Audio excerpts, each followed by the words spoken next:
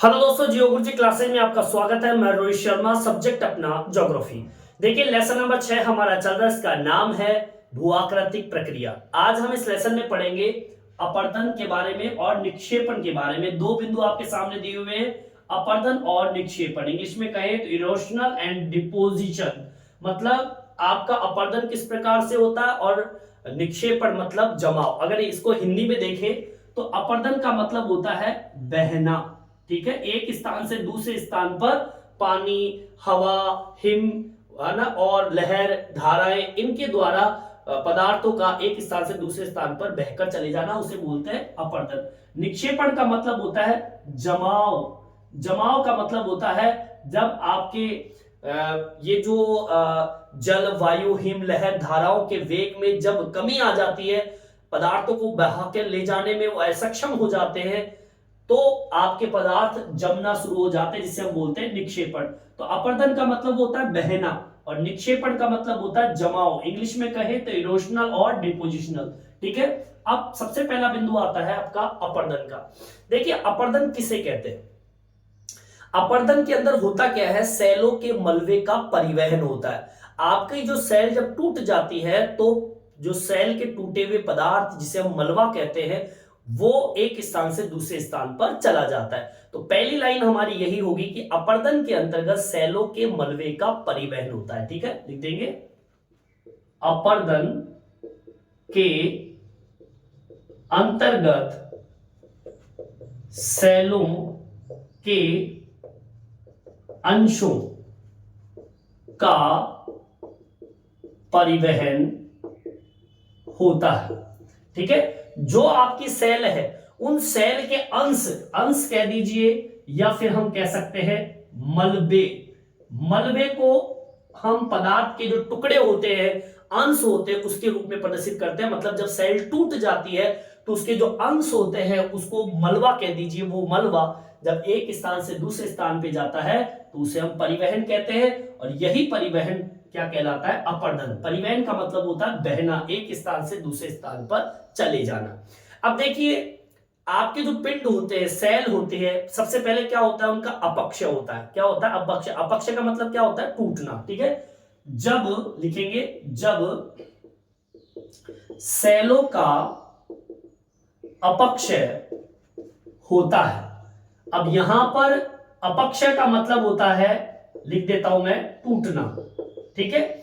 जब सेलों का अपक्ष होता है मतलब जब चट्टान टूट जाती है, टूट गई, अब वो टूटे हुए जो टुकड़े होते हैं उन टुकड़ों का होता क्या है, जल, वायु, हिम, लहर और धाराओं के कारण वो पदार्थ, अपक्षित पदार्थ, एक स्थान से दूसरे स्थान पर चले जाते हैं। उनको हम अपरदन के नाम से जानते हैं, ठीक है। तो ये लाइन कैसे लिखनी है, जब सेलों का अपक्ष होता है, मतलब जब सेल, सेल का मतलब यहां पर क्या है, चट्टान, ठीक है। सेल का मतलब क्या है यहां पर, चट्टान। जब सेलों का अपक्ष होता है या टूट जाती है तो हिम, जल, वायु, लहर, धाराओं के साथ टूटे हुए पदार्थों का परिवहन होता है, ठीक है। मतलब ये जब सेल टूट जाती है, अपक्षित हो जाती है, अपरदन से पहले क्या होगा, अपक्ष। ध्यान रखना ये तीन स्टेज होती है। पहला होता है अपक्ष, अब सेल टूट गई तो फिर होगा क्या, अपरदन। अपरदन का मतलब क्या होता है, बहना, बह गई, फिर क्या होगा, निक्षेपण। निक्षेपण का मतलब क्या होता है, जमाव, ठीक है। तो ये तीन प्रक्रियाएं होती है। तो सबसे पहले टूटेगी और फिर वो किसके साथ बहेगी, या तो बर्फ के साथ, जल के साथ, वायु के साथ, या फिर कोई लहर, या फिर कोई धाराएं। ये तीनों, चारों, पांचों जो क्रियाएं होती है, इन क्रियाओं के माध्यम से आपका टूटे हुए अंशों का क्या होता है, अपरदन होता है। बोलिए आगे बात समझ में। आप इसको इस तरीके से भी देख सकते हैं, अर्थात मैं इस लाइन को इस तरीके से लिख देता हूं। इसका अर्थ यह हो सकता है कि अपरदन में पदार्थ जो है वो जल, वायु, हिम, लहर, धाराओं के माध्यम से एक स्थान से दूसरे स्थान पे चले जाते हैं, जिसे अपर्दन कहते हैं। आप ऐसे लिख सकते हो, ठीक है, लिख दीजिए। अपर्दन में पदार्थ जल, वायु, हिम, लहर व धाराओं के साथ एक स्थान से दूसरे स्थान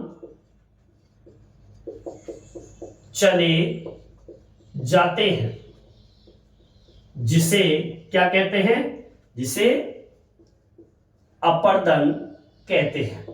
ठीक है, ये भाई आपकी अपर्दन की परिभाषा हो गई, जो मैं आपको बता रहा हूं कि भाई आपका अपर्दन तब होता है जब पदार्थों का अपक्षय होता है। टूट गया पदार्थ, अब वो टूटे हुए पदार्थ जल के साथ घुलकर, वायु के साथ उड़कर, हिम के साथ बहकर, लहर और धाराओं के साथ मिलकर एक स्थान से दूसरे स्थान पे चले जाते हैं, जिसे हम अपर्दन की संज्ञा देते हैं, अपर्दन कहते हैं। बोलिए आगे बात समझ।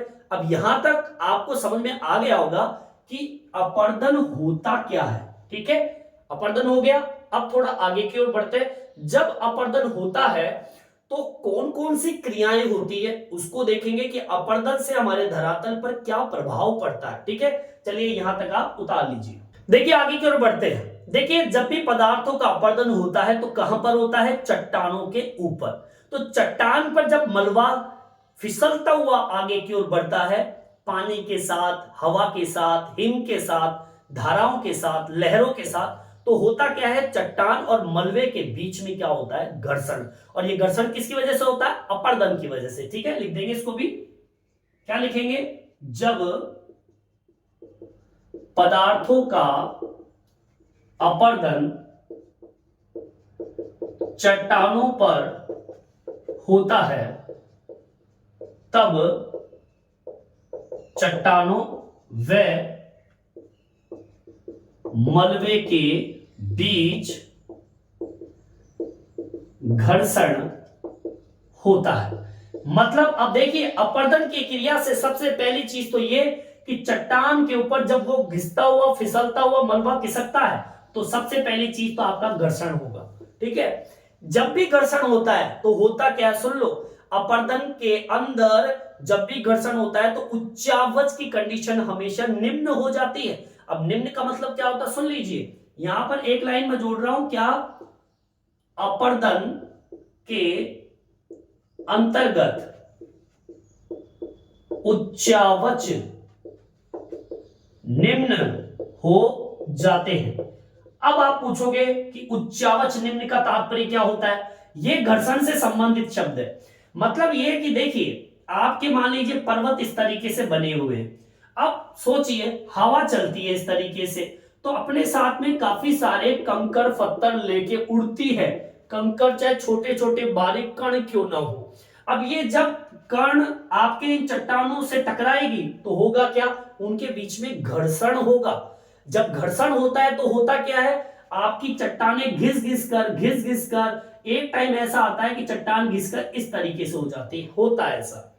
आप इसको इस तरीके से ले लीजिए कि अगर मान लीजिए, सपोज कीजिए कि आपकी ये चट्टान इस तरीके से और यहां से कोई नदी बह रही है, और नदी बहते बहते अचानक से, अब देखिए ये ऊंचे ऊंचे भाग इस तरीके से बने हुए हैं।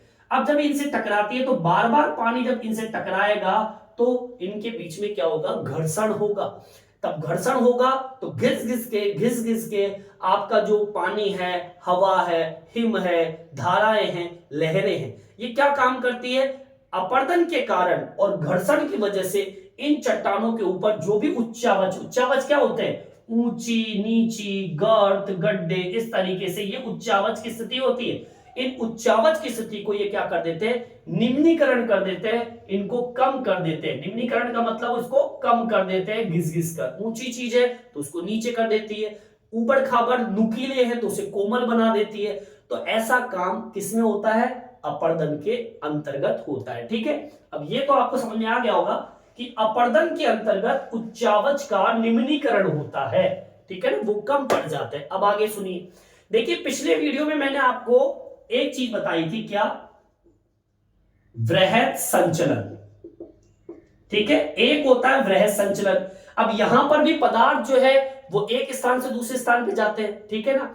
और एक मैंने अब बता रहा हूं क्या, अपर्दन व अपर्दन, इन दोनों में क्या है, अंतर है, ठीक है। मतलब ये कि वृहत संचलन और अपर्दन में अंतर है, बाकी दोनों क्रिया तो एक जैसी है, होने में तो एक जैसी है, लेकिन दोनों में अंतर क्या है। अब यहां पर वृहत संचलन की बात करें अगर हम, तो देखिए वृहत संचलन क्या होता है। देखिए वृहत संचलन का तात्पर्य होता है कि वृहत संचलन में सेल मलबा शुष्क जो क्षेत्र होते हैं या फिर नम क्षेत्र होते हैं, वहां पे गुरुत्वाकर्षण के कारण पदार्थ ऊपर से नीचे धरातल पर आते हैं। समझ में आई बात, गुरुत्वाकर्षण बल के कारण। और इसमें ढाल इंपॉर्टेंट होता है, किसमें, वृहत संचलन में। यहां पर दो चीजें काम करती है, लिख दीजिए यहां पर क्या, वृहत संचलन में, अब दोनों में अंतर बता रहा हूं आपको मैं, वृहत संचलन और अपर्दन होते तो एक जैसे हैं, पदार्थ एक स्थान से दूसरे स्थान पर गति कर रहे हैं। देखो यहां पर वृहत बड़ा संचलन मतलब गति करना, और अपर्दन भी वही काम कर रहा है, एक स्थान से दूसरे स्थान पर। दोनों में अंतर इतना सा है, क्या है कि वृहत संचलन जो होता है, वृहत संचलन में गुरुत्वाकर्षण बल व एक आपका और काम करता है, सॉरी, गुरुत्वाकर्षण बल, और एक काम और करता है आपका क्या, ढाल, ठीक है, तीव्र ढाल में पदार्थ ऊपर से नीचे आधार तल पर आ जाते हैं, ठीक है। मतलब ये कह रहा है कि वृहत संचलन में गुरुत्वाकर्षण बल तीव्र ढाल के कारण, ठीक है, के कारण पदार्थ जो है वो ऊपर से नीचे आधार तल पे आ जाते हैं। मतलब इतनी सी बात कही है, वृहत संचलन में जो आपका गुरुत्वाकर्षण बल होता है, अब चाहे वो नम क्षेत्र हो चाहे शुष्क क्षेत्र हो, वृहत संचलन में जो सेल मलबा होता है, वृहत संचलन में गुरुत्वाकर्षण बल व तीव्र ढाल के कारण पदार्थ ऊपर से नीचे आधार तल पे आते हैं। लेकिन यहां पर अपर्दन में क्या होता है, सुन लीजिए, अपर्दन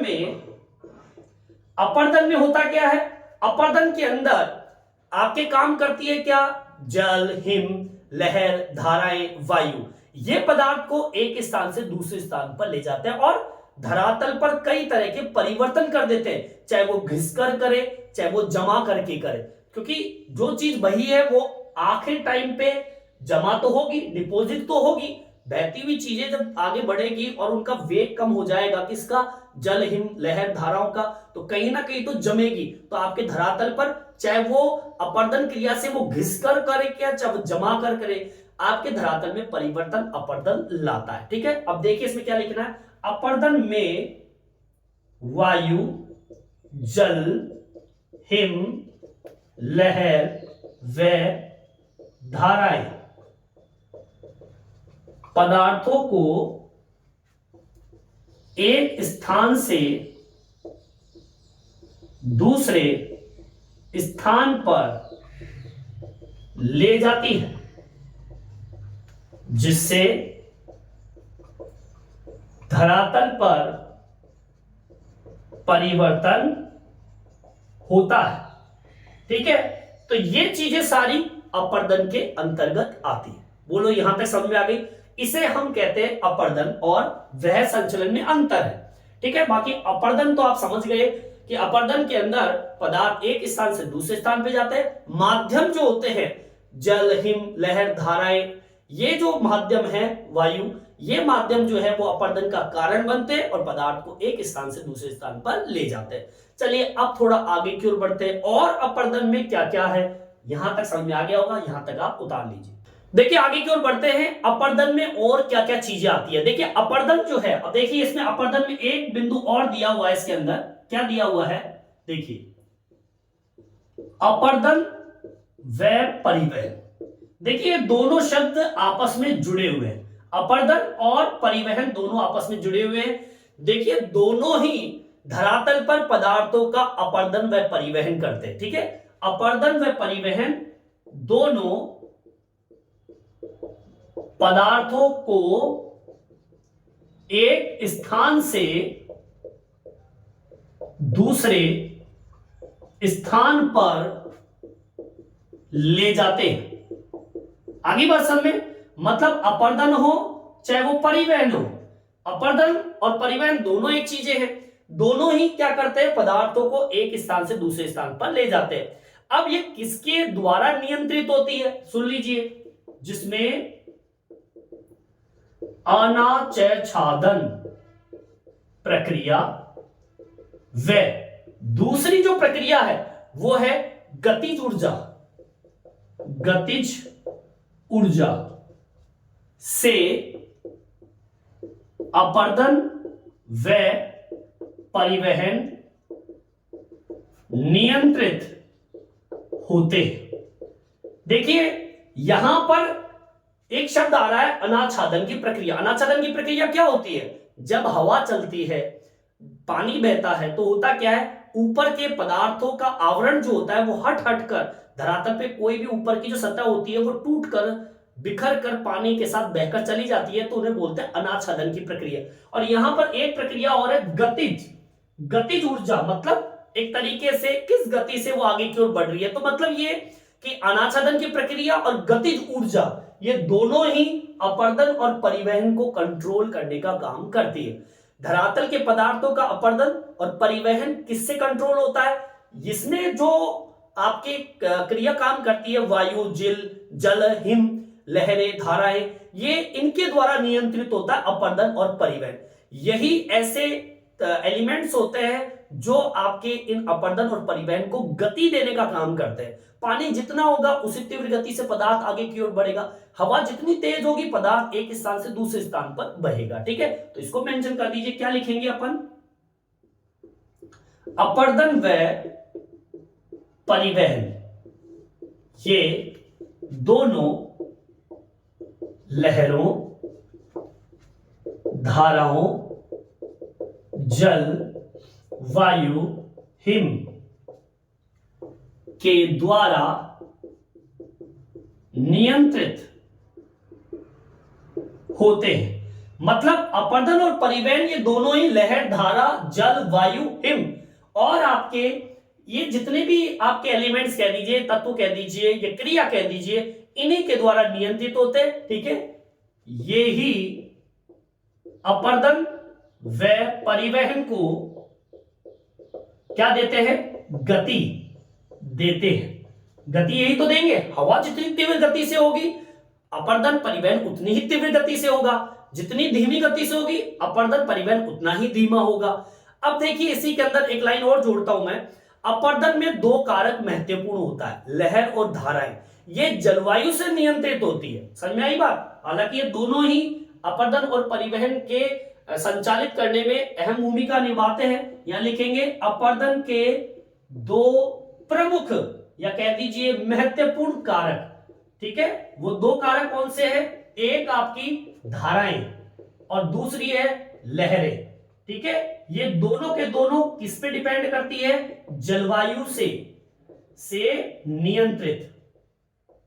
ठीक है, जलवायु से नियंत्रित होती है लहरें और धाराएं। लहर और धारा भी कार्य करती है आपके अपर्दन के अंतर्गत, क्योंकि लहर और धारा काम क्या करती है, गति प्रदान करने का काम करती है। और ये दोनों की दोनों लहर धाराएं किससे नियंत्रित होती है, जलवायु से। ये जलवायु जैसी होती है लहरें और धाराएं उसी तरीके की होती है, और यही लहर धाराएं आपके अपर्दन का महत्वपूर्ण कारण बनती है और पदार्थ एक स्थान से दूसरे स्थान पर चले जाते हैं। अपर्दन ही है जो सेलों को घुला देती है, घुलाने का काम भी अपर्दन ही करती है। आप देखिए कास्टर्ड क्षेत्र में जाइए, चूना क्षेत्र जिसे हम बोलते हैं, कास्टर्ड का मतलब होता है चूना क्षेत्र। चूने क्षेत्र के अंदर जितनी भी आकृति बनती है वो अपर्दन से ही तो निर्मित होती है, अपर्दन क्रिया से ही होती है। इसको मेंशन कर दीजिए, लिखेंगे क्या, अपर्दन ही है जो चट्टानों को क्या कर देती है, घुला देती है। ठीक है, अब वो कैसे घुला देती है, इसको उदाहरण से, जैसे कि क्या, कास्टर क्षेत्र। कास्टर क्षेत्र का मतलब लिख देता हूं मैं, चूना क्षेत्र। क्षेत्रों में अपर्दन की क्रिया से आकृतियों का क्या होता है, निर्माण होता है। अब देख लीजिए अपर्दन कहां कहां पर काम करता है, मतलब चूना क्षेत्रों के अंदर आप जाएंगे तो अपर्दन क्रिया होगी। अपर्दन की क्रिया से सेलों को ये जैसे कि पानी है, पानी मान लीजिए अपर्दित करती हुई आपके कास्टर क्षेत्र में पहुंच गई, चूना क्षेत्र में पहुंच गई। चूना क्षेत्र में जब पानी का चूना और मिश्रण होता है तो सेल उसमें घुल जाती है, घुलते ही चूना क्षेत्रों की आकृति बनना शुरू हो जाती है। और ये अपर्दन के कारण ही हुआ है, अपर्दन नहीं होता तो ऐसी आकृतियों का निर्माण नहीं होता। तो अपर्दन सेलों की आकृति में भी अपना योगदान देती है। जब अपर्दन होता है तो आपको सीधी सीधी मैंने बताई कि जब घर्षण होगा तो भी आपकी चट्टानों की आकृति बदल जाती है। तो ये तो बात हुई क्या, अपर्दन की। अपर्दन अब मेरे हिसाब से आपको बिल्कुल बढ़िया तरीके से समझ में आ गया होगा, यहां तक आपके समझ में आ गया। अब हम बात करते हैं निक्षेपण की। अब सिंपल सा है, निक्षेपण में कुछ भी नहीं है। निक्षेपण कब होता है, जब अपर्दन होता है। निक्षेपण अपर्दन का ही परिणाम है। निक्षेपण का मतलब होता है जमाव होना। अब निक्षेपण कब होगा, जब अपर्दन होगा।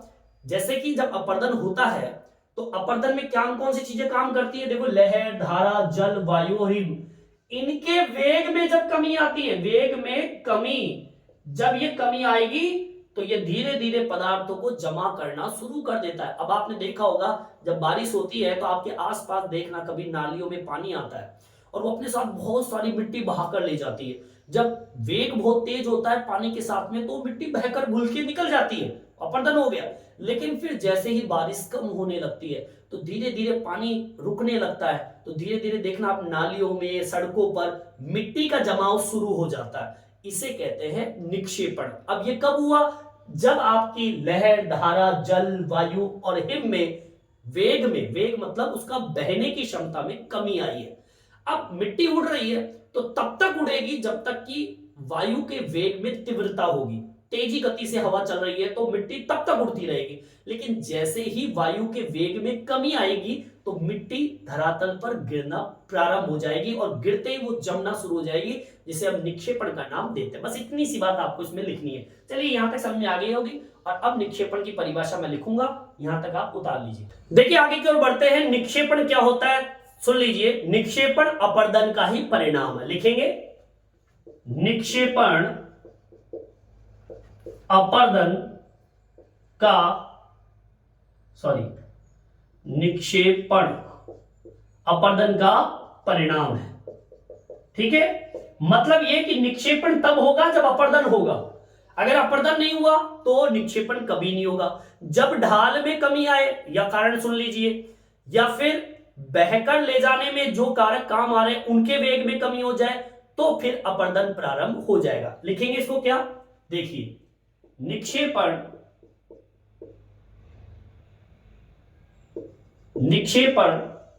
जब होता है जब या तो ढाल में कमी आए या परिवहन करने वाले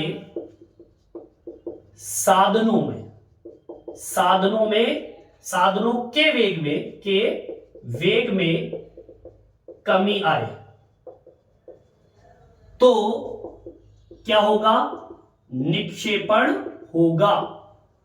निक्षेपण का मतलब जमाव होगा। आगे बात समझ में। अब इसमें कौन कौन से कारक है, जैसे कि जल है, वायु है, हिम है, धाराएं हैं, व लहरें हैं।